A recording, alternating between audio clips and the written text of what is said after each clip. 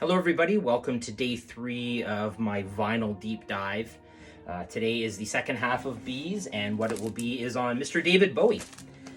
So, what we have so far is what I'm actually listening to right now, which is Low. Low was part of the Berlin trilogy, went along with, obviously, Low, Lodger, which was a sort of a flip cover, and Heroes, which surprisingly I don't own, and I'm not quite sure how that slipped past me, but either way, I guess I need to put that on my to-do list. So those ones are a couple that I probably listen to the most often, but I have a pretty deep Bowie collection. We've got Pin-Ups, Tonight, weird classical one that he did. This one isn't a dive through used stores or whatever. I actually picked this one up when it was on record store day.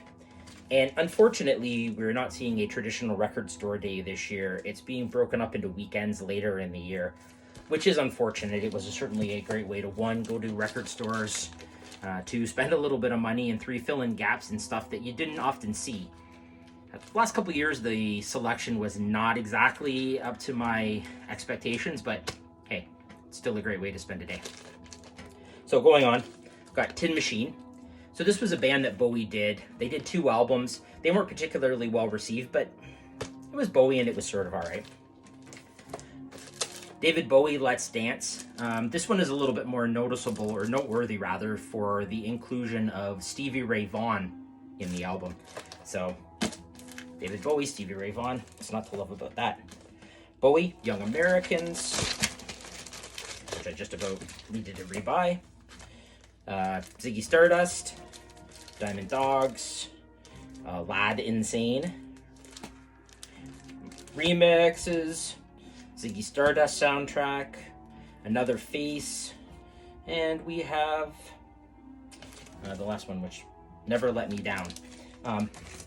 Just to zip back one, this one features the song The Laughing Gnome, which was very early Bowie, and is a little bit more noteworthy for my friends from Stratford who may recognize that name as the Venerable Record Shop that was downtown, pretty close to Central.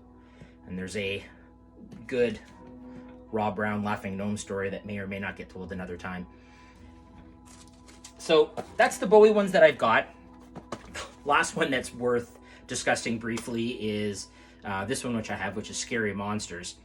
Again, this is another one that I picked up through bin diving somewhere, and threw the first side on, listened to it. It's classic Bowie. It's exactly what you would expect.